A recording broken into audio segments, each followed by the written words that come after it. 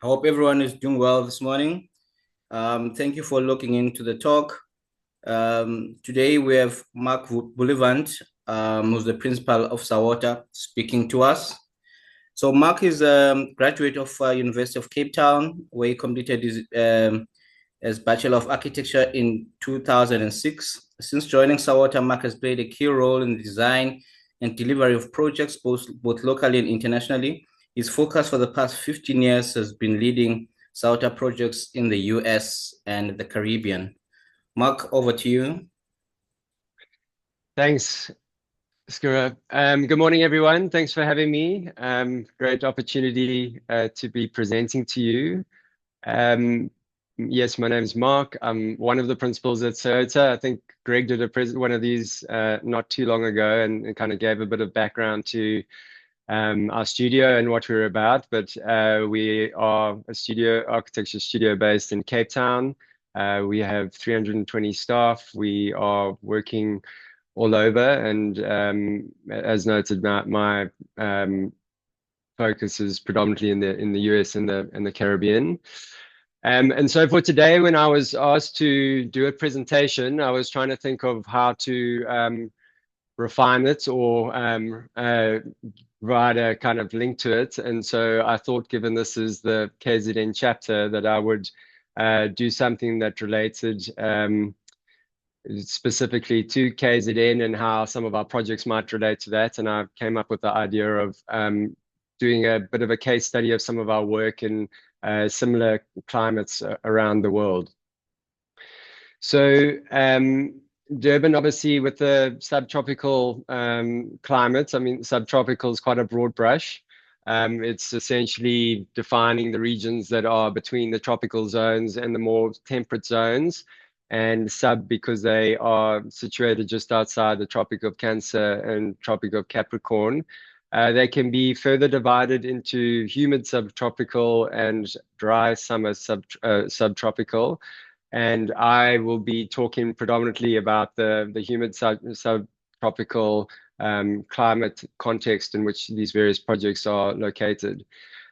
So as you all are well familiar with, but the humid subtropical climate is essentially characterized by long, hot and humid summers and fairly mild winters.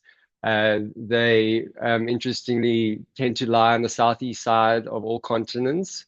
And that is largely because of the adjacent oceans and the parts they play that inform these climates. And they're generally located between the latitudes of 25 and 35 degrees. So I thought I'd start off with a project just outside of Durban on the north coast of KZN in Lelusha, just south of Umhlanga. This is a project we completed back in 2011, so a fair while ago. And essentially, this project is located immediately adjacent to the beach, obviously subject to that quite demanding climate in terms of its proximity to the ocean. And on the site originally were a number of milkwood trees that played quite a key role in terms of the positioning of the building, but also in terms of the expression of the building and how we wanted that to relate to the wanted that to tie into the kind of overall concept of the building. The building in its layout and arrangements is fairly straightforward. It's predominantly an L-shaped plan. The idea being that the L forms a courtyard on the street side of the property that provides a buffer from the northeasterly winds that come off the ocean to provide a bit of respite. But obviously the project location and its proximity to the ocean was something that really was what the project was primarily about. Being on the beach, obviously privacy was a concern as well, and that gave rise to the idea of these kind of screening elements. But really what I wanted to highlight in terms of this project is that this project is really a celebration of the kind of in-between space, not the internal, not the fully exposed outdoors, but this kind of in-between space, covered, protected, sheltered, where we can where the clients can enjoy life outdoors but still be protected from the elements to some degree and really kind of feel like they are enjoying and capitalizing on that experience of this location in itself. Upstairs is bedroom level, and in a similar way, these kind of in-between zones that are between these vertical sliding shutters that are perforated, so they also sort of mitigate the wind coming off the ocean. But that was really just kind of one of the sort of main elements of this project that I really wanted to highlight. This is also quite interesting in that what these screens facilitates is the design of these screens were essentially came about from the idea of these existing milkwood trees and looking through their canopies, and we wanted to kind of amplify that experience. And so the graphic on these screens is of these anodized CNC punch screens was to take the canopy of a milkwood and extrapolate it and create that visual of this kind of ethereal feel of looking through. And that also then allows for these outdoor spaces to be protected but still feel outdoors and still be able to feel somewhat of the breeze, but maybe not kind of in its full force. And these spaces, while they are technically outdoor spaces, get to function as sort of indoor rooms. And I think in terms of the idea of reflecting on working within these climates is trying to create living environments in which we are less exposed to what are quite extreme sort of conditions of sunlight, and trying to keep the sunlight away from the building. These images are just kind of highlighting, have really kind of focused on that element, obviously incorporating pockets of garden to bring that immediately adjacent and to create the feeling of the dune kind of coming all the way into the innards of the building. And also just to create these spaces where with some volume where you can really feel this kind of in-between space of this sort of transparent membrane versus the actual glazing line of the building. Here you can see some of those milkwoods as you kind of weave through them towards the entry. And then the courtyard at the back, which kind of would offer some respite on days where the wind is very demanding. And of course, what this property is all about is being on this edge adjacent to the dune and the views to the ocean itself. Another benefit and very important in the way we think about buildings and the way they are lit at night and how that creates an atmosphere. And obviously this creating this sort of lantern effect, very successful in terms of the lighting aspect and how the building kind of transforms itself and the screen itself from being something that's quite visually impermeable during the day becomes something that's a lot more playful and a bit more theatrical at night.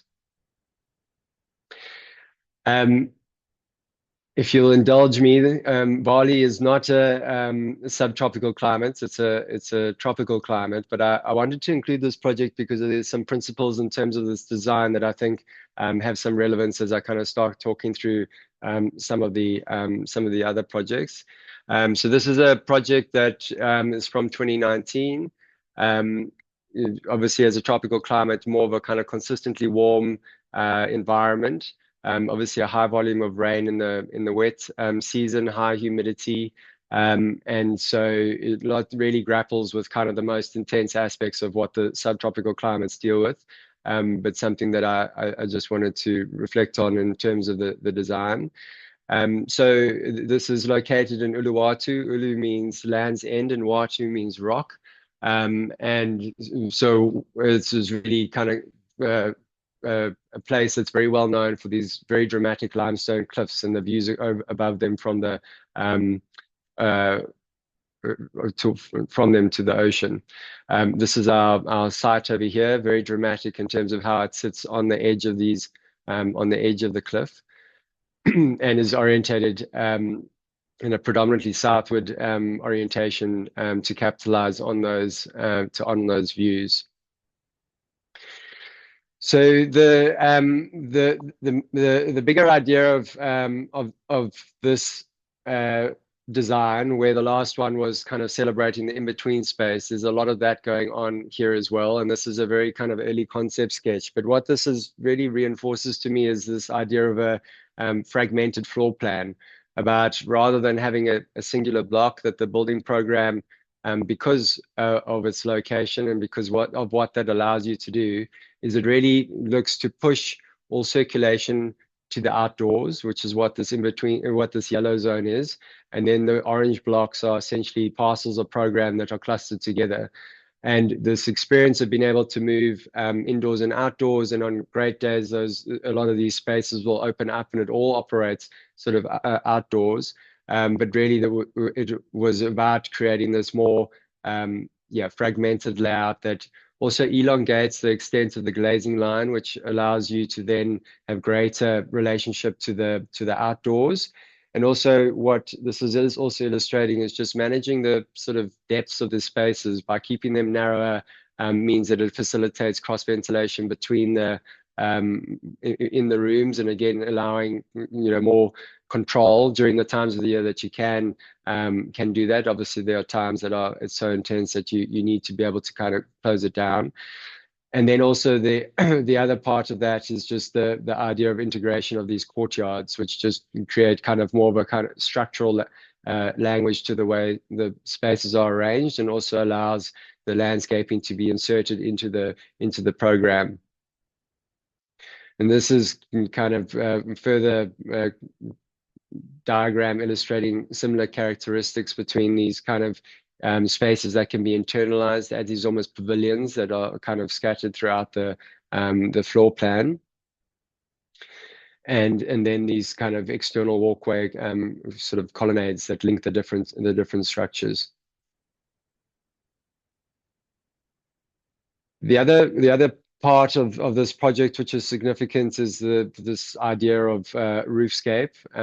Obviously the roofs are significant in these areas with high rainfall. They're significant in keeping the sun away from the glazing line and outside of the building, and that really, just because of the sheer size that they often need to be, is a great opportunity to become a sort of design protagonist within the overall scheme. And so this project was arranged with this sort of large primary roof that allowed morning sun in, filtered through a wooden screen, but also allowed the harsh western sun to be blocked. And here you can kind of just see how dramatic this topography is, and how it's really kind of sits on the edge, and how this building is sort of stepped down towards the pool, so that you've got uninterrupted views on what's quite a sharp decline down to the ocean below. So these images are just talking to this idea of the circulation being on the exterior, covered, protected, and sheltered, but an external experience. And it also starts to illustrate these little sort of pockets of building and pavilions that sit underneath this larger sort of roof form, and the courtyards that animate these spaces. So a lot of these spaces have an amazing dual aspect. There's often a relationship to, in this case, as you're looking at this image, is the view to the left towards the ocean, and then the view to the courtyard back, and it really creates this. And sitting underneath this large roof really kind of creates this feeling of being outdoors, and kind of accentuates the idea of living in such a tropical and well-weathered environment. There's some more views just of some of these external areas. A view from the interior space. Sorry, this is actually from the covered external space, looking through. And with such an expansive view, also wanted to create some moments in the view to give a bit of depth perspective to the view, something to lighten the foreground, to animate it. So the landscaping sort of incorporated onto the terrace as well. The view down the length of the pool.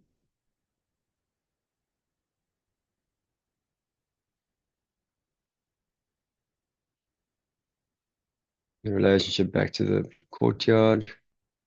And then just some moments within that. Significant part of this project, which I haven't really highlighted too much, but is also to contextually locate the building, was to use a lot of the local materials. So the Bali lava stone, very important, used throughout the project in a variety of ways, different textures, different formats, to create a kind of monolithic appearance of the building, but also to rooted in its location. And these are just some of the details of these kind of roof elements from this dominant, the dominant concrete roof, playing off against some of these more slender horizontals, and then the wooden screening elements that creates a nice juxtaposition or sort of contrast between the different materiality. And this is just a detail of the screen that sits on the eastern face of those living rooms, which are also very important in the way we think about things, is how that filters light, how that also creates space, creates that in-between zone between the glazing line and the edge of the roof form, so that when you immediately step outside, you're stepping into something that is semi-contained, before you creating more of a kind of processional experience as you move from the inside all the way to the edge of the pool. Okay, so getting us back on track to the humid subtropical climates, we wanted to show some of our work in Miami. This project, Toledo, was our first project in Miami in 2012.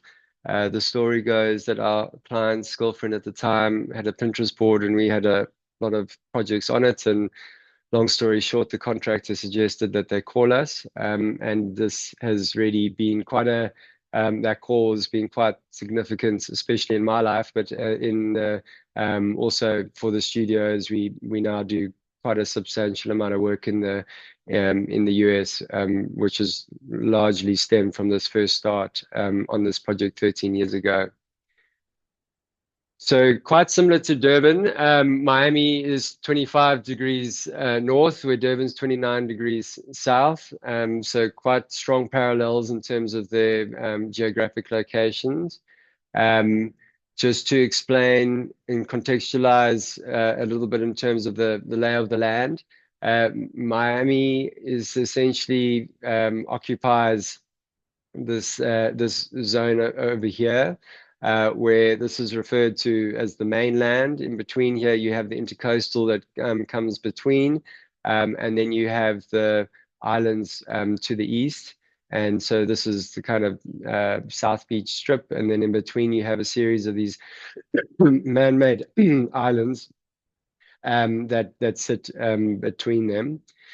And so this is the Toledo project position in this image here, but this starts to illustrate what those within the causeway, within the intercoastal, what the lay of the land is with these series of islands.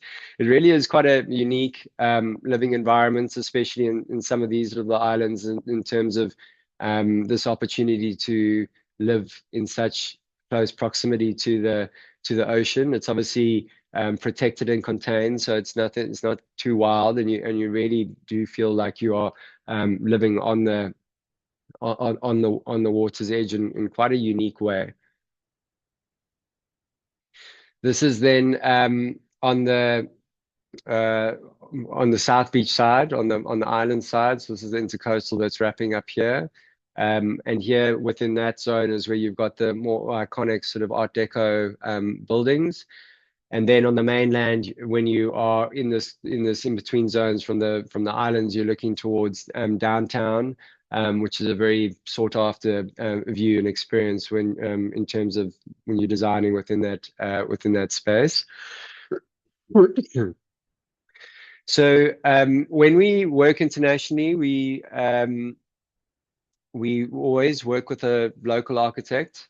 Who we, as the architect of record. This little diagram I often use to just explain to clients in terms of how it works, and I often describe the roles as production and advisory, where initially in stage 3 we're doing the production and the AOR is doing the advisory, and we essentially take that up to the end of design development, at which point we the roles reverse, where the architect of record then takes on the advisory during the execution phases of the project, and then we move to the advisory role in terms of ensuring that our design intent has been met. I mentioned this only in that arriving in Miami was an education. I think I'm going to talk through some of the other specifics a bit later on, but the first thing was obviously getting to grips with the reality of dealing with hurricanes, which is a huge consideration in Miami, and something that has hugely influences design. Hurricane watching is a national pastime, or it was state pastime, and peak hurricane season is in mid-September, so we're kind of just coming out of it. And then the best months of the year in Miami are already kind of December to February, when the rest of the US is freezing. A lot of people move in for the great weather, but it's not overly hot. But it's also when the weather's the most stable.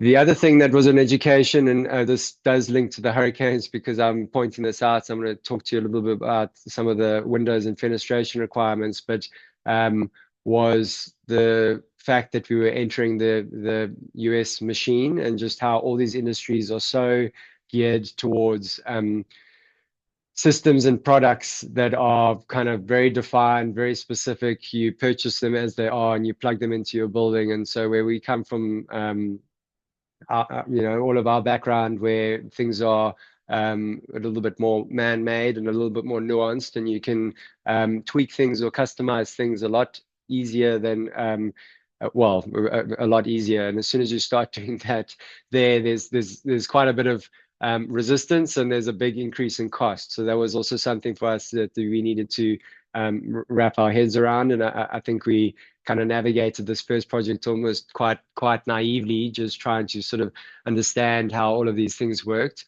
But we do always, why I mentioned that our model is we never really go into this blind. We always have great resources, and I still am quite amazed that on that first project, how the clients really assembled such a strong team. And there's so many people of that team that we've still continued to work with, that have become friends. And so it was really a huge help in us navigating that process. So in Miami, the Miami-Dade County has, and the Florida Building Code has extremely stringent requirements in terms of the building codes and how that relates to hurricanes. So we are, when working within Miami Beach, need to conform to the Miami-Dade requirements, and that's essentially designing a building to a Category 4 level hurricane, which is substantial when you contemplate a wind that's 130 to 156 miles an hour. So the reality of what that means for us is something that we were obviously quite familiar with, is a very kind of in situ based building. So it's a largely concrete structure, CMU block infill walls, but everything is highly regulated. So the other reason I think half of this is done in concrete, when you start seeing some of these extreme edges, as if that was another component that was attached to the building that would have to go through a whole entire separate engineering approval process to get that approved. So effectively these buildings are designed like concrete bunkers to obviously to be able to withstand the hurricanes. The other big consideration and factor that really influenced a lot of our early work in design, and I'll chat a little bit about how it's evolved. But when we started working there in 2012, we were essentially given two sliding door modules that closely related to the ceiling heights that we were trying to achieve. And these windows need to have a notice of an acceptance, which is essentially a certificate saying that they've been tested for hurricane ratings to withstand that level. And essentially in this scenario, these windows are tested by firing a 2x4 wooden block as though it were projectiles to essentially simulate a projectile being hurled against the window in a hurricane. And they shoot it at the window at I think it's 50 feet per second. And the window needs to withstand that impact. They subject it to thousands of pressure tests to simulate the fluctuations in pressure that happen during a hurricane. They do a water intrusion test where they essentially put a hose against the on the window for a substantial amount of time, and then they also have to test it for static load. So the reality is that a lot of these windows, and that prior picture of mine of that kind of quite mundane Miami facade, is that you end up with very substantial mullions, very closely stacked together, and at very precise dimensions. So you need to kind of really grapple with what that module is and how you kind of relate that through the design of the building. So that was a little bit of an intro in terms of some of our first insights into Miami, and just to take you back to the project. So the project, as I mentioned, is on Lido Island, which sits on Venetian Causeway, which links the mainland and effectively South Beach.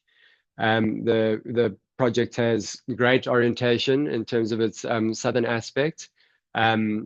And great views across the bay, across Biscayne Bay to the Hibiscus Island on the other side, and you'll see in the images kind of all around. The property itself is a pie-shaped lot because it looks like a slice of pie.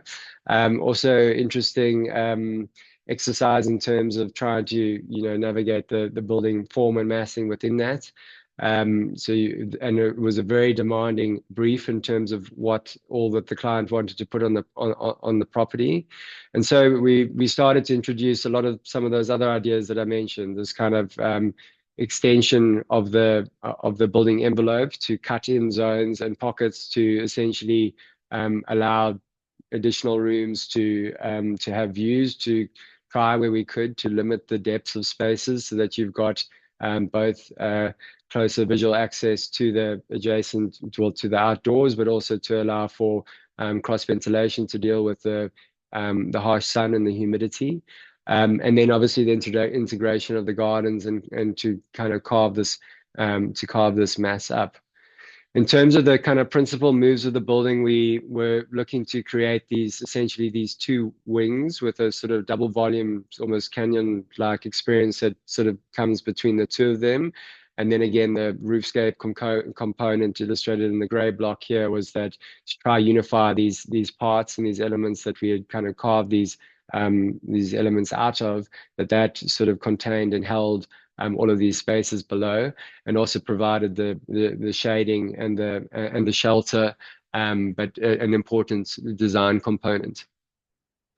So this is just some of the initial sketches that kind of start to talk to this idea of these sort of essentially these two wings that would that define the building, and the sort of gray, yellow hatched area of this double volume zone between the two, and with a large swimming pool onto this water experience. And I mean, this client in in the first meeting described how his vision for this was to really have this, what they call the rear of the property, which is the back, the opposite of the entrance, to feel like the back of a super yacht. And so the idea was to try to bring the water in closer to these spaces and to create this kind of little moments that of the landscape, like the terraces in the landscape, that sort of interact and weave with the water bodies on the water side. And then again, just to highlight in this section, cutting through that double volume, is just the idea of this roof, that it was this large oversailing structure that provided shelter, defined spaces, and also opportunity to play, and from a design point of view, cutting openings and elements into the roof itself. So this is the ultimate floor plan of where we ended up. Entry off the street into what is this double volume zone in the middle with the two wings above and below. Essentially a family-oriented space on the side over here, with the more sort of formal areas, with a kind of hangout bar area that's positioned as far forward as we could get it here, because the views to downtown are essentially sort of in this up left diagonal direction. And then the second floor of my American talk, on the first floor, the bedroom living level, which essentially a big main bedroom suite, some kids' rooms, a gym, and a guest room at the back. I didn't actually include a roof plan, but that was also quite important in terms of getting high enough to be able to enjoy these views for downtown. So one of those people that I mentioned who we worked with on this project, who you're going to hear a lot about today, is Raymond Jungles, a landscape architect who we work with a lot. This is his landscape plan for the building, and just talking to how he was kind of looking to integrate and animate the various sort of landscaping pockets within the design. And these photos initially here are kind of talking to these, again, the in-between spaces, the sort of elements of relief, these pockets that we've carved into the floor plan. And this is kind of the culmination of that entry access through this double height sort of canyon-like space as you start to enter and see between the two wings on the water side. You're starting to understand and look through these spaces and through the views. And this is looking towards what is the South Beach side, which is over here. They call this South of Fifth. And this is Hibiscus Island across the way. And then these landscape spaces, especially because the site is quite deep, these sort of side landscape elements very important in terms of creating some space, using the building to create the shade, that create spaces that you can sort of get some respite from the heat, and also allow you to open up to allow for sort of cross ventilation and breezes that come across the water body. The roof element in itself was a pre-patinated copper roof element, which has developed a bit of a patina over time, which we quite enjoy, and that becomes a kind of unifying element that surrounds the building. This is on the approach coming into the building, into the entry forecourt. And the idea was to kind of come through this sort of more landscape perimeter and entry sequence. And this garden has grown substantially since these photos. And then enter into the house through this sort of double height canyon space, to then end up on this terrace, which had a bit of a different feeling in terms of course, we've incorporated some landscaping components, but it's a lot more open, a lot more about the view, and got this kind of resort-like feel to it, where we've sort of created these little pockets and moments that happen, that animate the space from these different deck elements of the hot tub. But there's a seating area behind us where this camera is taken from, which all help to sort of animate the space.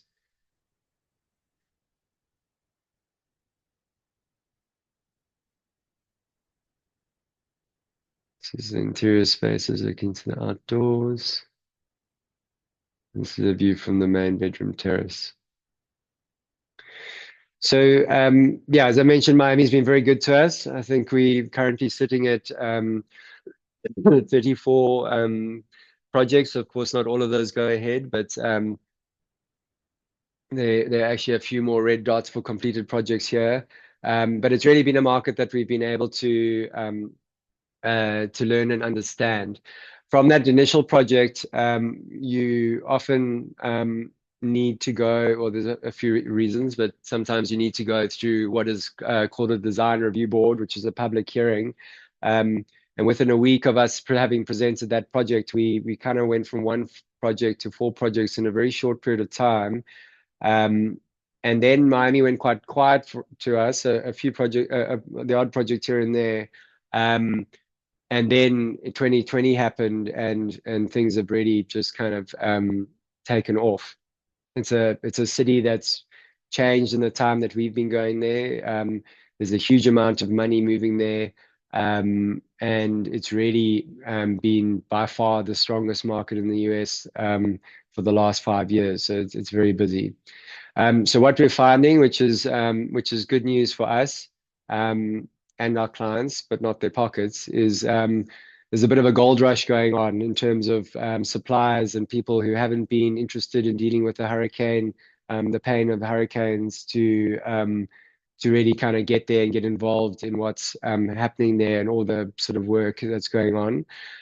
So since this initial project, this was earlier this year, as a company that's had one of these enormous windows NOA approved for hurricane testing. So going from those tiny windows we had, we're now talking about actually being able to have a 4.5 meter by 2.4 meter wide pane of glass with a slimline, slim frame edging, 38 millimeter edging. They are quite deep, but still a huge improvement on where we were. And I just sort of threw this in there because I thought you might be fascinated to know what sort of glazing makeup can withstand these hurricanes. Essentially, it's 2 6 mil panes of glass with an interlayer between, thermal break, and then the same on the other side. So you're looking at a kind of total buildup of 43 millimeters. So you can imagine over this height how substantial those doors are. And this is in broad terms, it's a big challenge for us is kind of managing, project costs, but especially on these projects is that the glazing package itself, it's frightening in terms of what it costs, but it's all a big part of kind of dealing with the hurricanes. The other evolution of the window systems is when we started, there were no flush sill conditions, no flush header conditions. They've got integrated tracks, so it's really kind of changed the landscape. And then the other thing that's been happening is that well, it's not a recent thing, but obviously the concern of the raising of water levels. And the city, this is just an artist's impression, but the city's been going through a process to essentially revamp its entire stormwater system. So that comprises of essentially relaying a whole pile of pipes, well, not a whole pile, a lot of the piping network and additional pumps, additional sun pumps to just manage with the heavy rainfall when it arrives. Because often when you are there, when it dumps down, it's kind of got nowhere to go. So it is something that needs to be addressed. And then one of the other ways that they're addressing it, which kind of really influences the design, is that they're looking to elevate the road network across Miami to a elevated position, because some of them are quite low. In some cases, the roads have been elevated by a meter. And so all the building codes and things have been adjusted to kind of compensate in this and to look forward to this kind of 40-year vision of what they're trying to do. And what's been quite interesting for us is that this concept of the elevating of the building. So every site, there's different flood maps, and you have a base flood elevation. Your height elevation is measured from the flood elevation. But what they've started to introduce and promote is this idea of what they refer to as the understory, which is essentially elevating the building up so that water can move beneath the building. And to kind of create a more sort of resilient building typology to kind of address these water surges that do happen with the hurricanes, and obviously also deal with the high rainfall. And so that's resulted in a whole lot of changing of code, where you are given some additional space if you use it to kind of integrate this understory within the design of the building, or a hybrid scenario where you have it for a portion of the building. The idea of them is to retain them as open. Obviously, this section is showing them closed. In fact, I think this is not allowed.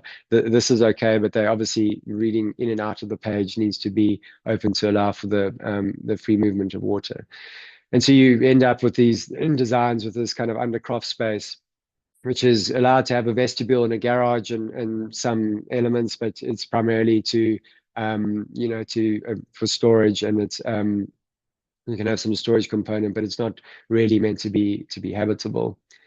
And so you end up with some spaces like these that we've got on projects where which has been quite interesting in terms of how you deal with that from a design response.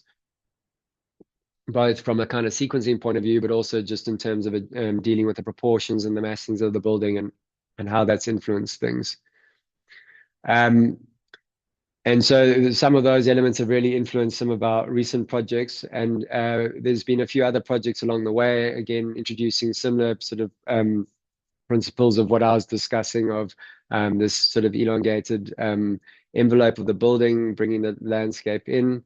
So the Project Terracina, which those were the plans of. Also, again, you can see various similar considerations in terms of the screening components, filtering light, keeping the sun away from the building.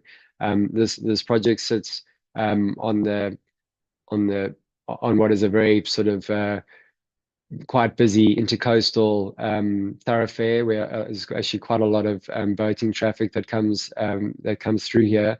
And so the other idea of this kind of staggering of the building was to create these sort of layers that also provide some privacy from the building as people are kind of coming up and down in their boats, not only recreational. There's also some commercial elements that are using that waterway.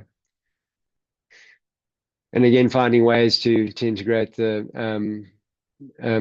garden, the landscape, and sort of soften some of these lines on the screen. This is another project which has a great westerly view.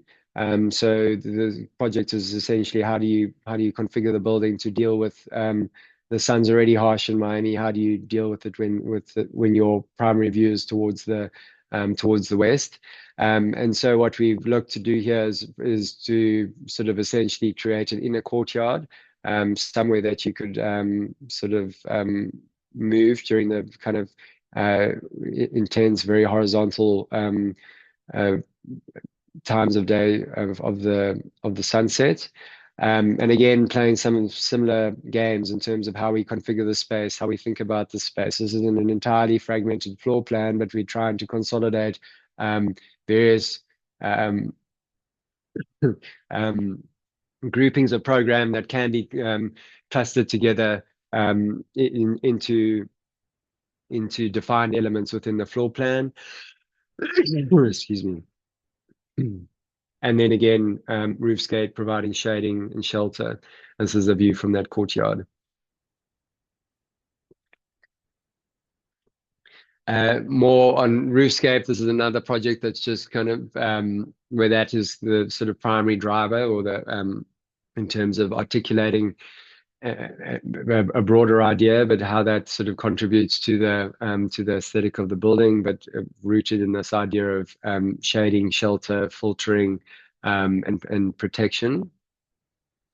And another one that we recently finished called Sunset, where the roof plays as elements of obviously providing the shading, but across the way from behind where the camera's taken, there's quite a substantial tower, and the roof sort of flips down and tilts to provide some privacy of the building.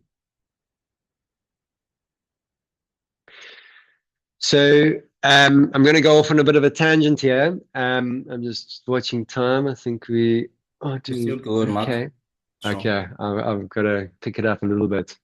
But as I mentioned in the first project where we met Raymond Jumbles, the landscape architect, this is his office in Coral Gables, which is a few minutes away from Miami.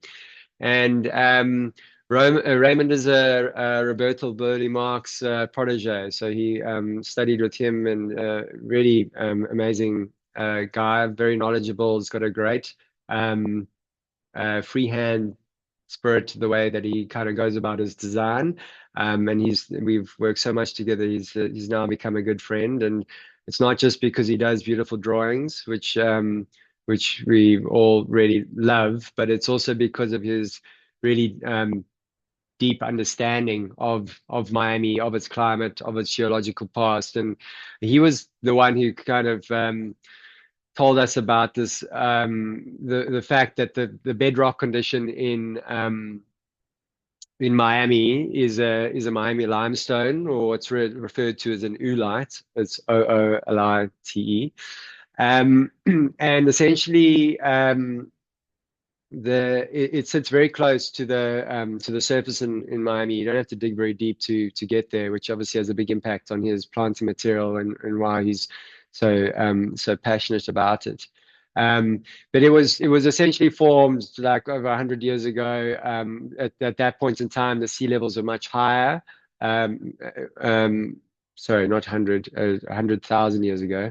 The sea levels were much higher, and there was essentially this shallow portion of water sitting over this coral stone or limestone bank.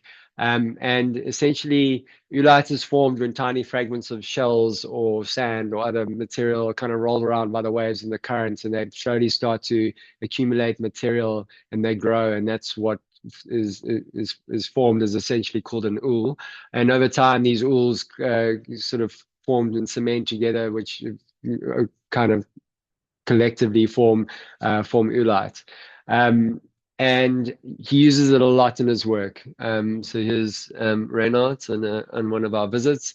And this rear wall here are these huge, probably, sometimes 2 meters by 6 meters tall chunks of this stone. And he obviously loves it because it's of the place, and but it's also readily available. On some of his projects, you literally just have to, you can find it in the kind of excavation process that it is.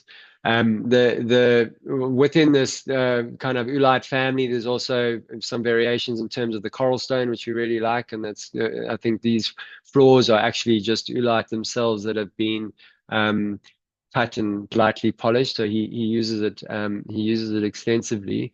And then this is an example of the kind of coral stone that you see a lot in Miami, and it's got these kind of elements of the fossilized coral that is what gives it its name. And this is quite a clean, smooth version, but often it's quite heavily pitted. But it's very much part of the sort of experience of the or what you see when you're there.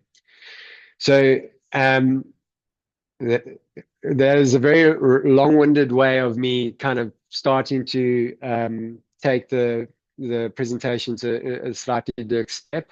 Up until now, I've been talking predominantly about some of our more, call it passive strategies, or in the studio, we often refer to kind of, there's not only two principal levels of inquiry in terms of, there's the programmatic themes in terms of, and I think what I've described in terms of those projects to date have largely been those, is, what is the character of the spaces? Is it a formally structured building? Is it an informally structured building? Does the climate allow us to have the circulation outdoor? Those sort of decisions have of course a huge impact in terms of what the building looks like, but they are primarily geared towards the kind of spatial arrangement of the building.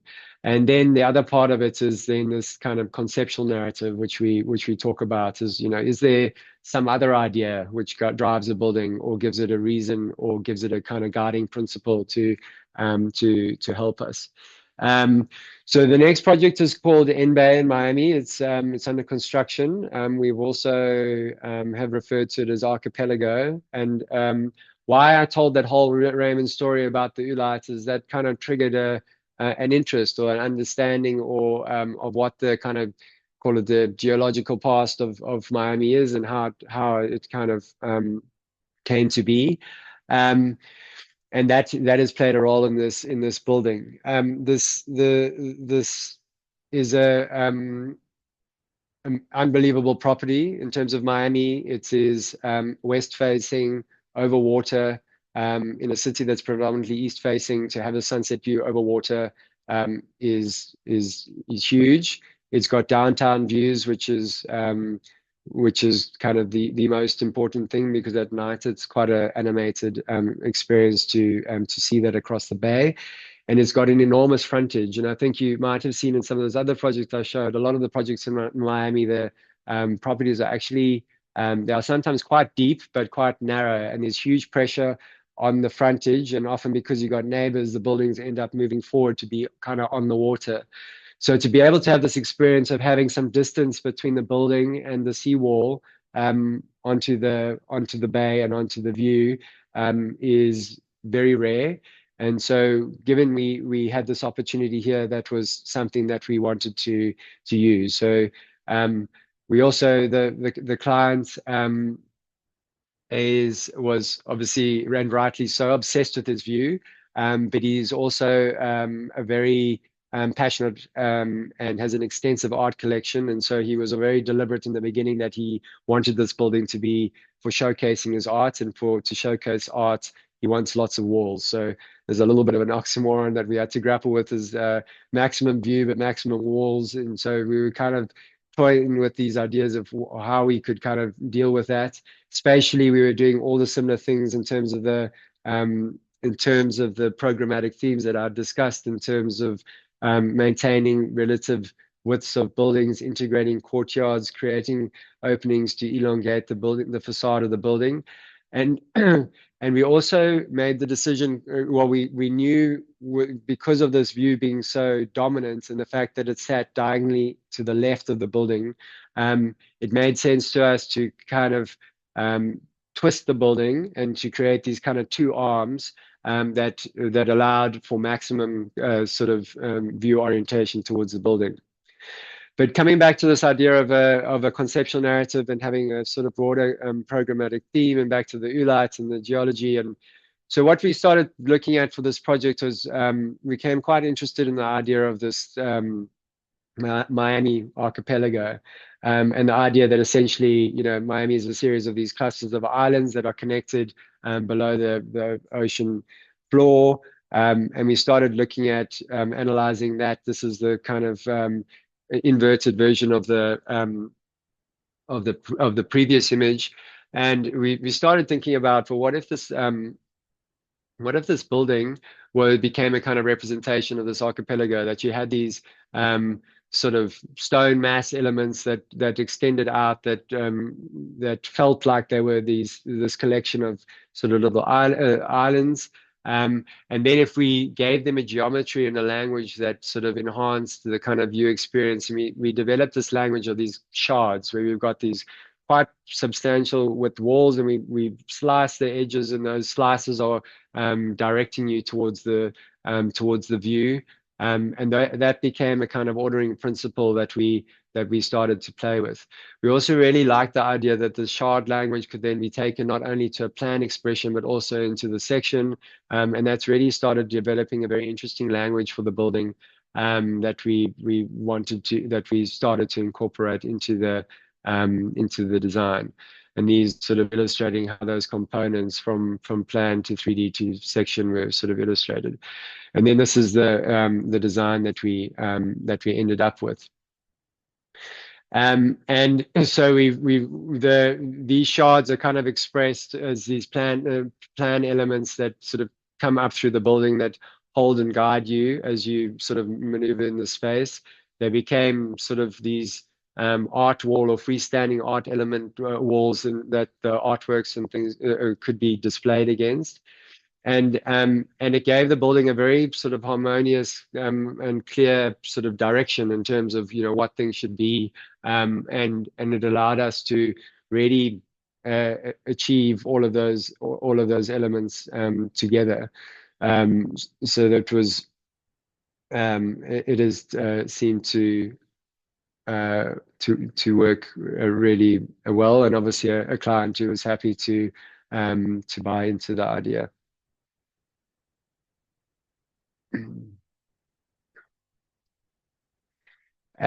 So just some quick plans. I'm gonna really need to pick it up, but this is an understory, which here you can see how the water is meant to pass through the levels. Here you can see how these shard elements are expressed in plan. So yeah, the understory I didn't point out, but obviously I explained that earlier. But that was something that we factored into this this design, and then the first floor with the main bedroom orientated with the view to downtown, and then that was kind of the axonometric of the building. And it's currently under construction. This is a slightly older picture, but some of these were taken from last week. This is the completion of the shell. This is that iconic view towards downtown that we've been worked so hard to protect. And this is the entrance foyer where you can start to see these shard-like walls that become gallery art walls to hold the collection pieces of the owner. This is within the courtyard where we have a sort of Oculus water feature, which you saw in that video, that goes down to the understory. And then we've started with some mock-ups for these shard walls, testing some different scenarios. Of course, needs to be like everything else, needs to be mechanically fixed to hurricane standards. So nothing's all that straightforward or cheap, but all working well. And then last Friday they had a roof wetting party for finishing the shell. Unfortunately, we weren't able to attend. And then there's the big man Rob, who's pulling this all together for us. And then this is very quickly just was, you know, a lot of these ideas go between projects, between elements, and some of these ideas, I can't actually remember which one even came first, but a lot of these ideas have been percolating for a while. But this was also another building for a large residential tower where we participated in a paid competition, made it to the final two and got pipped at the post, which is still something very difficult to get over. But essentially it was two towers which we had sort of defined in these kind of shard-like element forms, speaking different sort of, I mean, similar sort of language. That's us on the left over there. And would have been really great to participate in the Miami skyline, but one day it will come.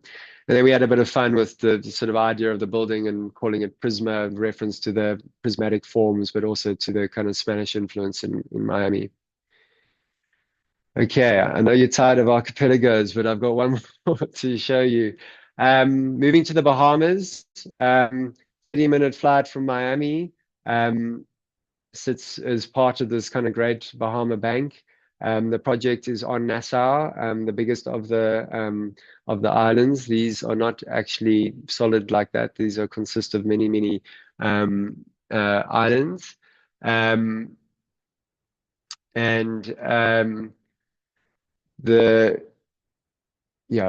just illustrating Nassau relative to it. This is a site location. So inland site, not on the water's edge. And essentially we were tasked with designing a school that represented a contemporary approach to education in the Bahamas. It's a private school from 3 years old to 18-year-old kids, full spectrum of education, with cultural and sporting facilities. And yeah, building on this idea of the archipelago, we thought there was quite a noble concept for a school, which I think speaks to the idea of the individual, but one rooted to the greater community. And I think also at its core, it's really what makes the Bahamas what it is in terms of this series of islands. So another little segue, but you know, the Bahamas forms part of the Liccayan archipelago. It obviously occupies most of it, and the Bahamas consist of 3,000 islands, cays, and inlets. So, you know, millions of years ago, in the Ice Age, the Great Bahamas Plateau sat, you know, 120 meters above the sea level, and in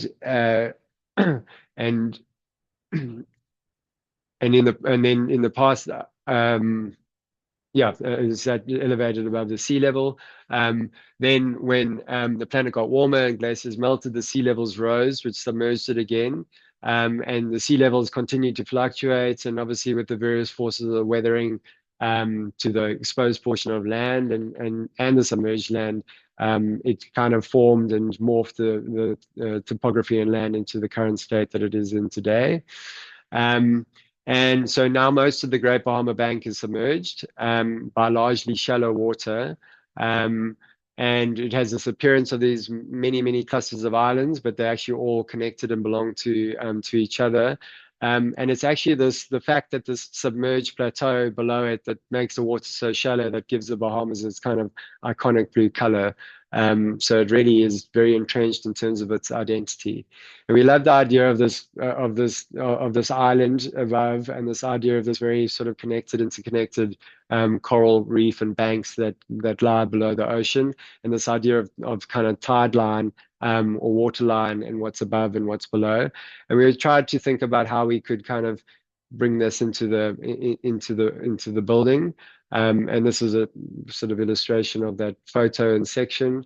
And we developed this party diagram for the school, where we really thought about the idea that, what if we created this sort of tide line? It's a school, so there's many insular cellular components to the program that we need to incorporate. But creating that horizontal sort of water line really helps us kind of consolidate them. And we could think about these little components that pop up as these sort of little island elements, and then everything that's below that on the ground floor is almost as if you're kind of beneath the ocean level. And obviously it's a school and for kids, and so we could kind of play with that idea. And obviously the landscaping falls into that as well, in terms of how that animates the space and kind of makes it playful and interesting. And so this is the complete product. Been open for 2 years now, but very rapid project. The team did, Dom and Kamira and team did exceptionally well to kind of pull this all together. But yeah, this is kind of starting to illustrate these ideas of this kind of tide line, and how for us this is kind of symbolic of the Bahamas.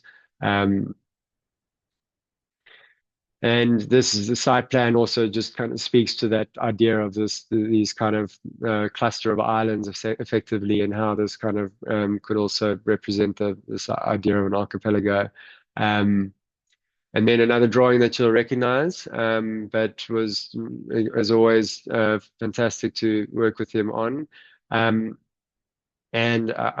yeah, I love these drawings because I think, we're so fixated on the building, but they really start to kind of animate and explain the use of the space. So in terms of the arrangement of the building, we had quite specific zones of the building that belong to different age groups.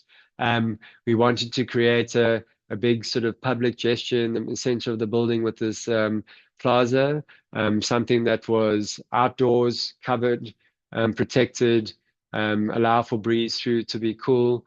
And as a school in the Bahamas, we wanted the building to to reflect that. We wanted the walkways to be external. We wanted to create courtyards and pockets to animate the spaces and speak to the different grades.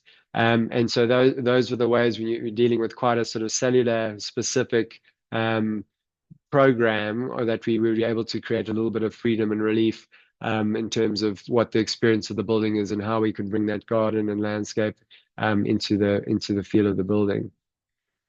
I enjoyed this drawing because for me this is also starting to illustrate some of those programmatic themes in terms of the exterior walkways, and how those are not just walkways, but obviously in a school that's a critical space where people interact and meet, and how you can make them slightly bigger and create gathering spaces, and how that sort of really activates and allows for a lot of teaching. It doesn't also happen in the classroom. It's mentoring that happens on the side, and so we wanted to really kind of create zones and elements for that.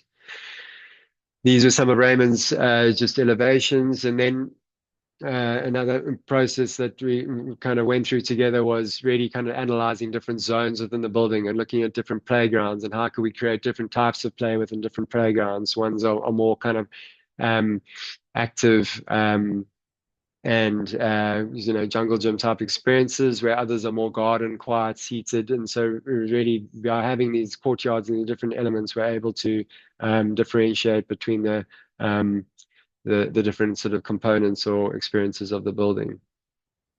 And then this was just an exercise in terms of looking at that plaza space and what the floor surfacing would be.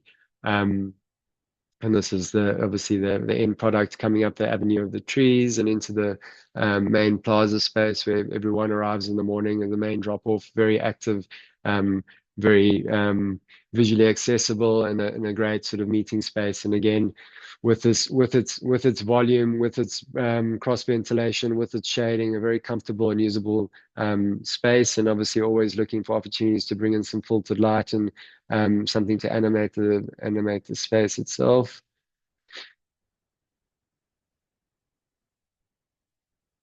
Moving on to the playground side. So here you can obviously see the selected floors. The idea is that was representing this kind of riffled ocean bed that we were talking about. Very hot, lots of covered, protected playground spaces required.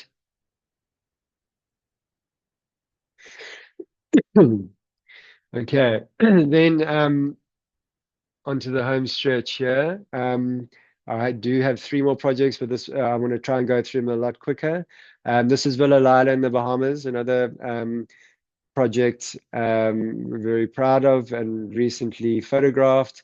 It sits in a residential estate. This is us over here. Again, similar ideas, fragmented floor plan. What can we partition and separate from the building? What needs to be part of the main house? Yes, your kids need to be in the house with you, but your guests who are not there all the time could go out. Your office could be out in the back. How do we create that experience? Walkways, cross ventilation, width and depth of space to allow for visual and ventilation kind of transparency. And what started as this grew to this. It's probably more than midstream. The client purchased the adjacent property. And I think what I wanted to illustrate, and I forgot in the Google shot, is the canal kind of wraps around in this way. So we took a lot of these ideas and used them on these buildings.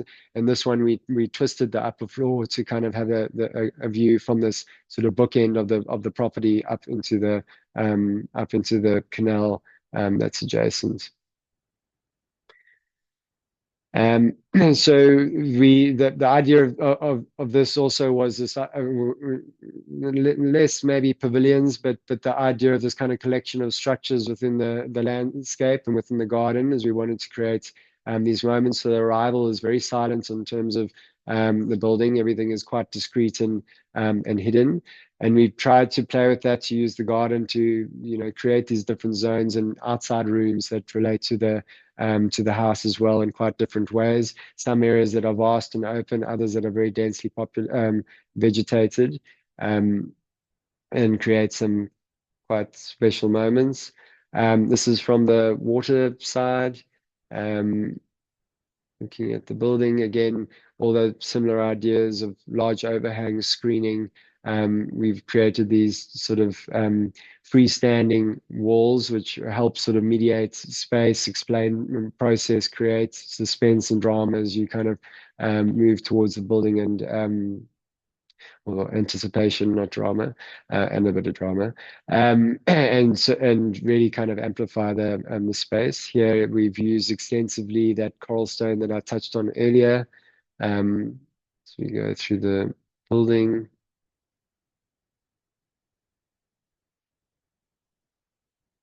Always using water to play with the reflection and animate the spaces. Again, enjoy the in-between zones with the volume outside of the glazing line, getting the sun further away from the building, but also to create an interesting sort of spatial experience. This beautiful headboard designed by a local artist, John Beadle, who sadly passed away, but the client found. But always great to bring into some local artisans and artists to give it a sort of specific feel.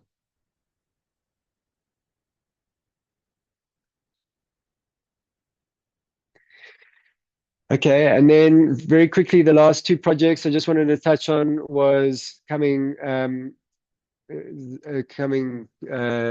closer to home, to Lagos. Lagos is not is not a humid subtropical climate. It's a tropical savanna climate, but it's still very wet, very hot, and very humid, and deals with a lot of similar issues. So, Lagos is surrounded by water, the Atlantic Ocean on one side, an extensive lagoon system on the other. And there are these small boats that ply the lagoon, sort of artisanally mining sand for construction sites across the city.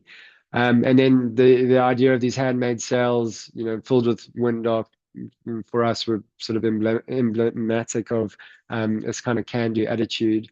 A city that knows how to hustle. And that kind of gave us a little bit of a starting point in terms of considering the facades of the building. And then also the idea of the palm tree, how it provides relief from sun, and was something that we wanted to integrate. And because of the heat and the conditions and the climate, we knew that we had to control the sunlight coming into the building to minimize the building's cooling requirements. And essentially, we came up with the idea of this screen that shaded the facade, and the structure of these palm fronds offered us some clues and insights into the kind of structural solution of the screen. And that, so that was again this kind of screening components and how some of these various lessons we were able to kind of cross-pollinate to deal with sort of similar issues. And then lastly, I am done very quickly. And Dubai is not at all subtropical. It is a desert, but it's a tropical desert. And it is obviously extremely hot and has very high humidity in summer. Sometimes up to 90%. So the heat and that humidity combined are brutal. And so I really just wanted to include this because I love these recent photos, and I think it speaks to a lot of the similar ideas in terms of mitigating some of these conditions, and this image in itself of creating these, again, the in-between spaces, the outdoor spaces that are protected and sheltered and animated and give the building life, which are really a product of dealing with the environment in which it's located. So I'm just going to cycle through some of these views. Again, the screen offset from the building envelope. Very dramatic shot looking on sunset, looking down the length of the screen. Creating these structures outside as these pavilions with this in-between space, I think spatially very interesting and exciting. And just showing how, the extent to which these spaces are protected, still allowing the opportunity for light to come through or even light to bounce off and in, but really creating a very sort of comfortable environment in what is quite harsh. And obviously, a lot of the time, it's too hot to be able to have them open, but there are moments where it's possible.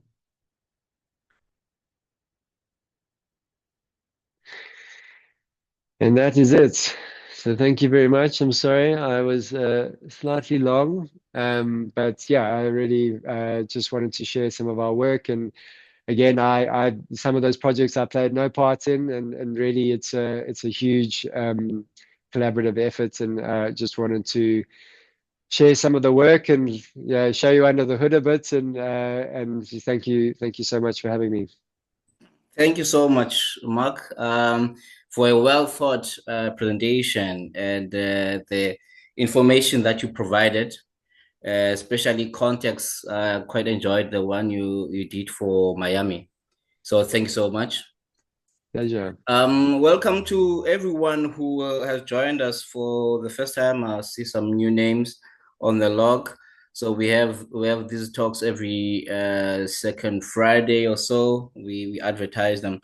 It's actually a celebration of architecture more than anything. So Mark, we'll open now time for questions and comments from the members. But just wanted to ask you a few questions before that. Um, Sure. so this question is a bit of a tricky one. Mm. Please answer it without giving out your competitive edge. Okay. Um, in Miami, the group of buildings that you have there are kind of in the same area. Is it a developer, or is it you meet discerning clients? Um, it, no, it's not a developer. They are typically end user clients. With the market doing what it's done in the last 5 years, at the beginning of that wave, there was a lot of people looking for opportunities, and there were some developer clients, but largely it's end user clients. Mm, okay, very interesting. Colleagues, questions, comments, open. Now another question for me, Mark, is because the interiors are such meticulously detailed, Mm. and considering the weather, right? So you do have high volumes, you do have screening, you do have plants, you do have cross ventilation, you do have all of those things. In terms of regulating the space, whether it's heat or it's cooling, Mhm. in a case where, let's say you may have other systems, but in a case where you have aircons, for example, do you have examples how you integrate those, or Um, you use other systems? So yeah, I mean, I think we would have uh, the US is the king of AC. So every single one of our projects is has air conditioning. I mean, and I think even the likes of the one in Bali, I think there are just times of the year where um, it's almost impossible to open it up. So yeah, I mean, it all gets integrated in a very similar way to the way that we do it here. In fact, we find some of the systems in the US are a little bit backward compared to some of the ways some of the VRF systems and things that we have done here. When you say integrated, are you referring No, to like I the was just saying whether you do have examples how you've integrated it in your designs, in your bulkheads and whatnot, because your all your interiors are quite well oh, thought. And yes. some of the examples that you see in other places is that the house could be beautiful and everything, and then all of a sudden there's a aircon unit sticking out there. So I just want to find out if you have worked on something that brings comfort to the occupant and is actually not changing how the building works. Yeah. Definitely, you would have to in some of the buildings use aircon. I'm sure. Yeah. No, all of these buildings have aircon. So I'm just trying to see if I can find a picture. But in this one, we had the supplies of in the room over there, and the returns hidden. But what we find, especially on these projects in Miami, is because the structure is so robust, we end up and we have quite significant spans. We actually end up with a fairly significant sort of sandwich between the two floors. Um, so yeah, we kind of integrate it in a very similar way. There's quite a substantial depth. I mean, you can kind of see this dimension here. So Yeah. it's not yeah, all that different to the way we would do it here. But it takes a lot of effort and I won't geek out too much, but I mean the other thing That's fine. that's crazy in the US is every light fitting has to be fire protected and isolated from the rest of the ceiling. So they've got these shoe boxes above every single downlight. So coordinating between your air conditioning ducts and your lighting coves and your lighting fireboxes, it's not easy, but yeah. So essentially, my, that's my, my comment, Mark, is that it's good that it's not visible. That's my comment. Sorry, I'm what's saying not visible? it's good that it's not visible. Oh yes, Yeah, yes. yeah, No, that's that we yeah. that's always our aim. Yeah. Okay. Bokang. Thank you so much. And thanks a lot, Mark, for the very inspirational presentation of your guys' portfolio. I'm very keen to just check generally, looking at the fact that you guys are doing a whole lot of work in the sort of first world area, and in fact in the high end of the economy echelon. I'm quite keen to just ask if, in terms of our building technologies and methodologies here in South Africa, is there a notable difference in applications out there that we are maybe behind on or could readily implement, such as speed of building, better building materials and products, and so on? That I just am keen to see if there is any learnings from your experience out there versus what we are doing locally. Yeah, it's a good question. It kind of works both. It works a little bit both ways. Because with the yeah, call it first world environments, it comes with a lot of first world red tape. So so there's a lot of the processes are just a lot more onerous, and there are a lot of more requirements, and that kind of pushes and filters through that. It demands that your consulting team and your contracting team are at a need to operate at a far higher level. Where I'm going with this is, and this isn't a swipe at the local contractors, but the level of sophistication and role that a contractor has to play on these projects in the US is radically different to what happens here. So I think that's probably the most surprising thing. The contractor takes on a lot of the stuff that we here would do in our stage 5 scope of work. So that is a very stark difference in terms of the engaging with the market. I think in terms of the technologies and things, it's also a little bit good and bad. Not bad, but I'm not sure that we necessarily seeing, of course, we've speaking to a contractor or a company in Texas who does 3D printing building, which is obviously very, very advanced. But in terms of the overall technologies, I'm not sure that it's that wildly different.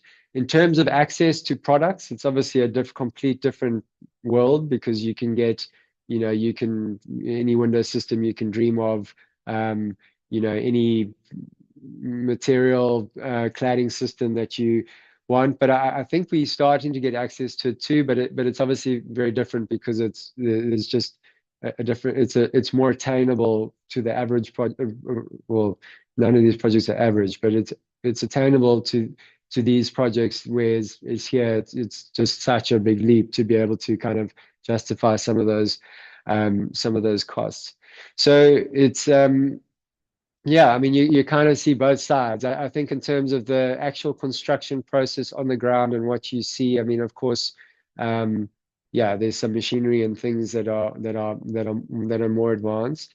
But I don't think it's I don't think in terms of a kind of basic construction technology level, it's as different as you would think. It's just the thing that and trying to explain about the US is it's just this absolute machine, and it's everybody is just geared to provide their thing into the system, into, you know, in such a rapid way. So the way that works, if you buy into it, in terms of if you stick within what they're willing to offer, is pretty amazing. But you know, the basic building elements, it's probably not that far off. And in terms of the yeah, or maybe I'll stop rambling there. Thank you, Wolfgang. Thank you, Mark. Any other comment?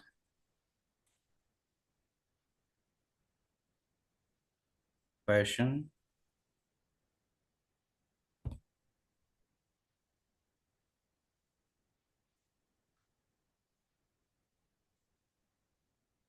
It is quite humbling, there, Mark.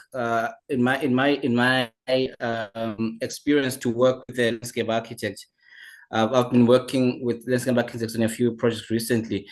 As an architect, you always think that I can do interiors, I can do landscape, till you actually get in a specialist to do that. How has your experience been, or how you feel that it is improved your architecture to work with those consultants? Yeah, absolutely. I mean, I think when you're working with any design consultant who's good, it's just a level raiser, and especially when you get someone who understands architecture. You know, I think yeah, you know, Raymond is really good at that, and I think we you know, he's obviously not every client's cup of tea, because he's got his way of doing things. So, you know, the client needs to buy into that, and I'm you know, have full respect for that. But yeah, once you kind of, if you've said yes to that and you kind of go on the journey, it really works very well. But you know, it's not even just landscaping on this project. It's on the screen. You know, we worked with a lighting consultant, Thomas Patterson of Lux Popular. You know, similar story is, you know, when you find these people who are good, it's just you're able to kind of feed off each other and kind of you know, push each other. And when you find someone who understands your, you know, your handwriting, yeah, it just makes the, you know, the project so much better. Lovely. Thanks, Mark. Ryan? Ryan Malcolm, I can unmute yourself. Hi there, can you hear me? Yeah, I can Yes. hear you. Oh, great. Mark, it's a really great presentation and a lovely opportunity to get to see what you're working on and how your practice works. I have no experience of the context you're working in outside of South Africa, but here in the UK, there's a big push towards net zero, which is really just around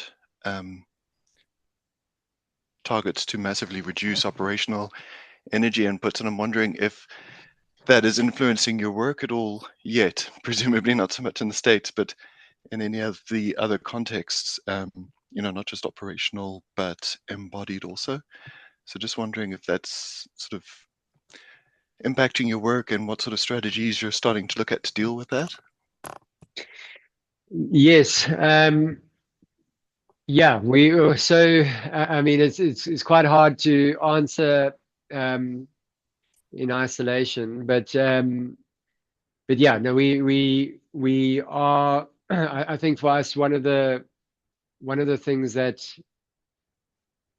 we trying to kind of focus and understand is largely besides all the passive design elements that I've obviously described that are very kind of intrinsic to, you know, our process, but the other part of it is more kind of the materiality of the building. And what I mean by that is, you know, materials being, you know, imported from, transported sort of across the world, and you know, glazing systems being transported across the world, and you know, some of those elements of the building. So, you know, I think we always in any case are trying to find material references and sources and things that kind of place the building in its context anyway. But I think we trying to understand that a little bit better is one aspect in which we kind of for us we see as kind of a very meaningful way in which we can contribute. We are always also looking at different sort of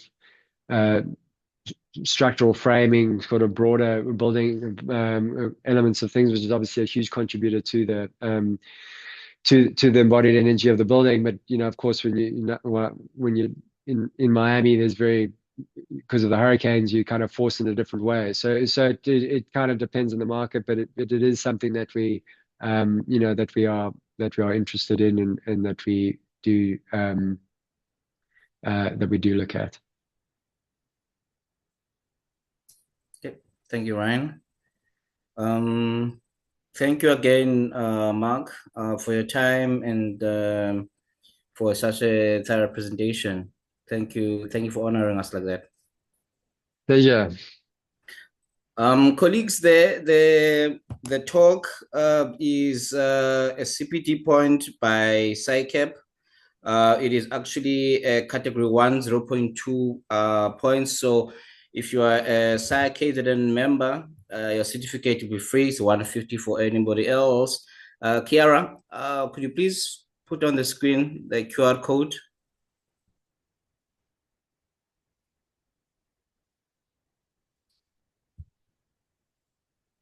So if you can scan this for SAIA KZN membership, the office will follow up after your inquiry. Thank you again, Mark. Hopefully I will see you on Sunday. See you on Sunday. And anyone else who will be on the road. We'll be on the road, yeah, at Cape Town. Yeah. Okay, thank you so much, colleagues. I wish everyone a good weekend. Thank you for joining. Thank you. Thanks, everyone. Bye.